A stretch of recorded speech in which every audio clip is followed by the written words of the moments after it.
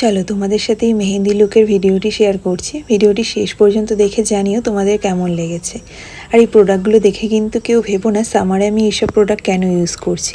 এটা কিন্তু উইন্টারের ভিডিও ছিল, অনেক পুরনো ভিডিও করতে তো আমার বরাবরই ভালো লাগে, বাট ভয়েস ওভার দিয়ে পোস্ট করতে প্রচণ্ড ল্যাদ লাগে, সে কারণে ভিডিও পোস্ট করতে করতে অনেকটা লেট হয়ে যায়। আর দেখো এখানে একদিকে মেহেন্দি চলছে আর অন্যদিকে আমি মেকআপ করছি। সেদিন আমারও দুটো কাজ ছিল, আমার এক স্টুডেন্টকে মেহেন্দি পড়ানো ছিল, তো মেহেন্দি কমপ্লিট করে আমি 6টার দিকে আমার এই ক্লায়েন্টের বাড়িতে চলে যাই মেহেন্দির লুক ক্রিয়েট করতে।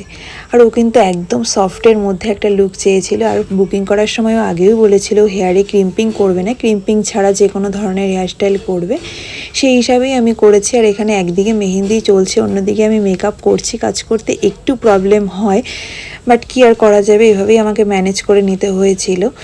আর দেখো লুকটা কিন্তু একদম সিম্পলের মধ্যেই আমি করেছি। তোমাদের কেমন লাগছে জানিও। পুরো ওভারঅল লুক এখানে কমপ্লিট হয়ে গেছে, আর এখানে হেয়ারস্টাইলও কমপ্লিট হয়ে গেছে। মেহেন্দি কিন্তু ওর এখনও কমপ্লিট হয়নি, মেহেন্দি চলছে। এভাবেই আমাকে সম্পূর্ণ কাজটা কমপ্লিট করতে হয়েছে। আর এটা ছিল ওর ফাইনাল লুক। তোমাদের কেমন লাগছে? আর দেখো মেকআপটা কতটা গ্লো করছে। ওর স্কিনটা প্রচণ্ড হেলদি ছিল। স্কিনের ওপর কিন্তু মেকআপ অনেকটাই ডিপেন্ড করে। স্কিন ভালো হলে মেকআপটা প্রচণ্ড গ্লো করবে, দেখতেও ভালো লাগবে।